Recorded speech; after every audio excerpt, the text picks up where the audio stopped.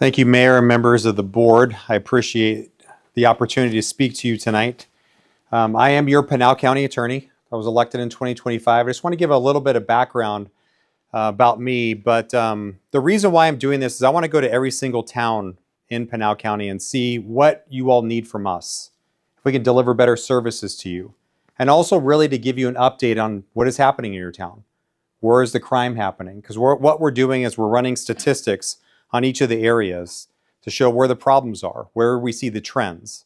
And that's where we will often talk to your chiefs of police to talk about those things. But just to give you a little bit of background, and for also the members of the audience about me, I've been an attorney for about 18 years.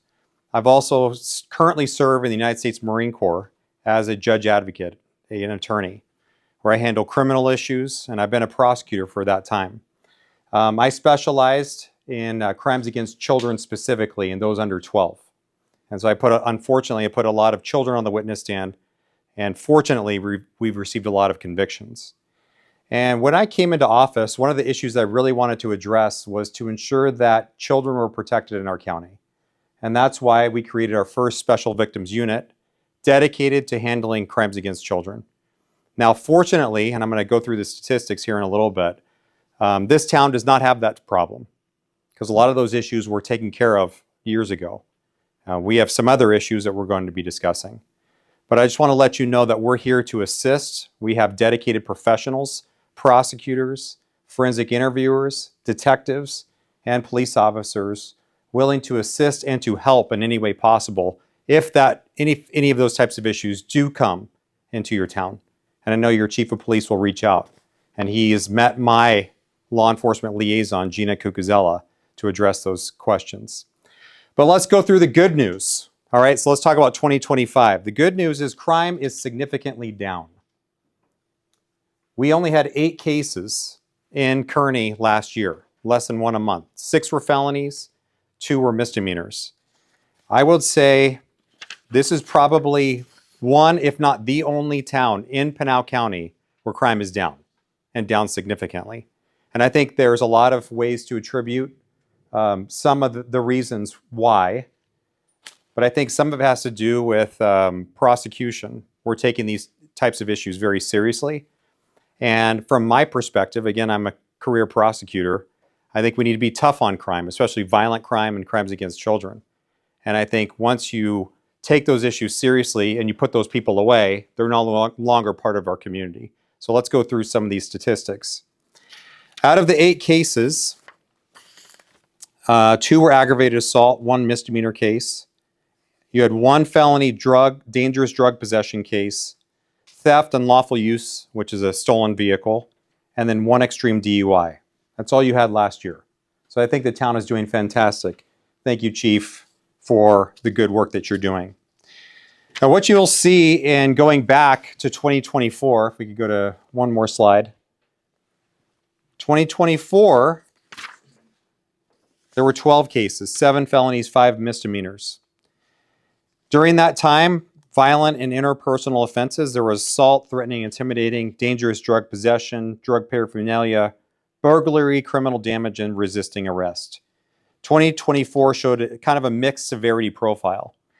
So one of the things when I came into office, I really wanted to focus on those violent crimes and see if we could potentially rehabilitate or take some of those lower level crimes to see if we can try to send them either through a diversion program or through another program to see if we can rehabilitate them. Maybe fix what's going on, figure out what's happening. Is it a family issue? Is it issues with money? And so when we examine our cases and we charge those cases, we look at all of these details to see what is the best situation for the county first, to keep dangerous people off the street, but also see if there's an opportunity to rehabilitate some of those folks. And you'll see 2024, we have a little bit of that. Now, I want to go to 2023.